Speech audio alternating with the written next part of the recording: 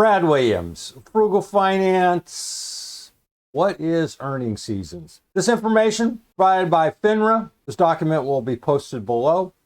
Most privately held companies have few financial reporting requirements. If you're curious whether they're profitable or what their margins are, you'll have to take their word for it, assuming they even discuss their performance. But it's a different story for public companies that raise investor money in regulated security markets and trade on exchanges like NASDAQ and New York Stock Exchange. According to the Securities Exchange Commission rules, these companies must follow a strict schedule for reporting accurate quarterly and end-of-the-year financial results. The multi-week period following the end of each quarter, when most public companies release their earnings result, is known as earnings season. Wall Street analysts, financial media, and investors often eagerly anticipate reports from many major firms during earnings season and monitor how they might impact individual stocks and market and economy-wide narratives. When is earnings season? Public companies must file quarterly and end-of-year numbers in section form 10Q and 10K reports, respectively, according to set deadlines. These deadlines vary based on the reporting company's public float. Public float refers to the combined value of a firm's share held by public investors and excludes those held by officers, large stockholders, or governments who face certain selling restrictions. But companies are free to announce their results before they officially file the required forms and must do so, resulting in earning seasons commencing well before the deadline. Since the majority of public companies use calendar quarters, the end of March, June, September, and December, earnings season focuses on this schedule. It typically begins the first 2 weeks after the end of each quarter, namely early mid-January, early mid-April, early mid-July, and early mid-October. There's no official end to earnings season, but the number of reports slows dramatically as the filing deadline approaches.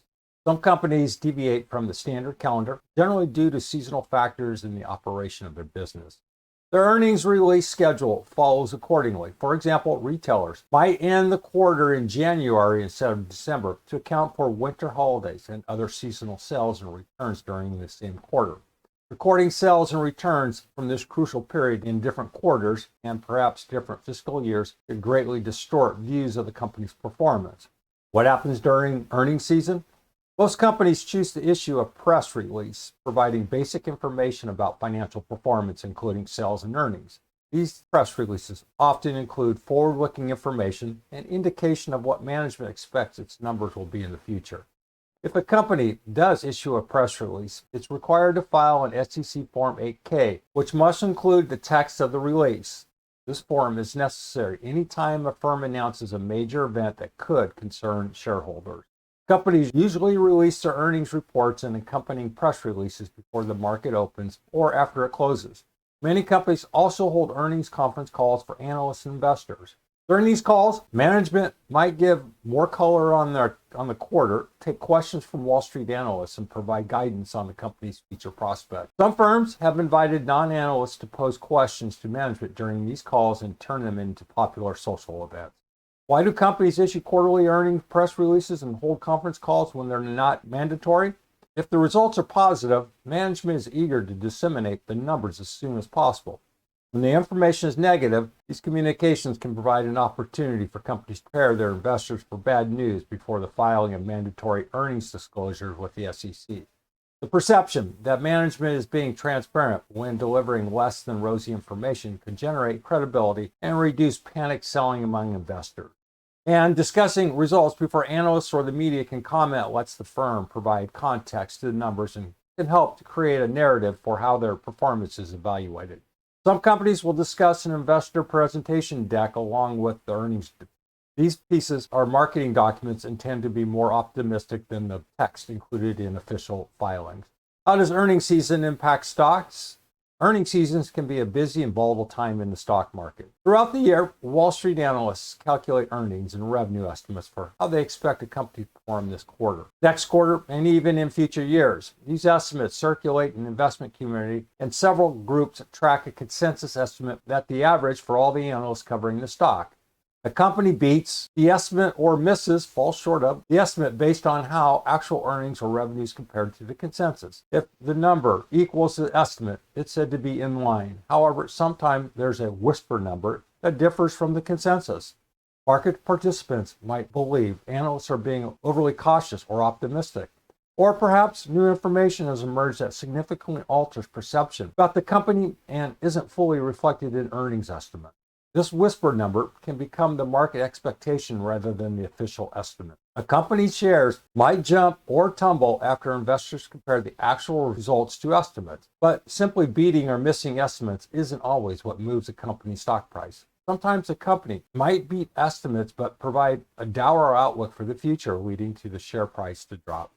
Other times, a stock that rallied ahead of its earnings release and met expectations by reporting great numbers simply doesn't have enough new buyers to bid the shares higher, causing the share price to hold steady or perhaps fall. Why should investors care about earnings season?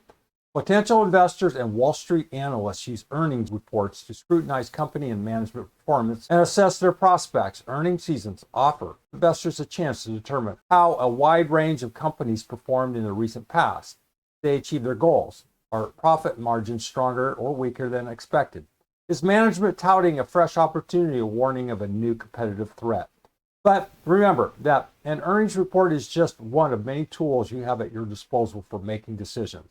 While day traders might view large, exciting price swings before and after quarterly releases of profit opportunities, long-term investors often dismiss the volatility as a temporary aberration and instead focus on their core analysis. Just be aware if new information from the earnings report, either individually or in this aggregate, contradicts your investment strategy. If you're interested in getting more actively involved in earnings season, you can find all of your company's past earnings statements as well as other important regulatory disclosures free of charge on the SEC's EDGAR website. And if you don't have a background in studying financial reports, see the SEC documents How to Read a 10K, 10Q. Comment if you have any questions related to earnings season. Brad Williams, Frugal Finance. Brad Williams, Frugal Finance. Thanks for watching. Hope that helped. See you soon.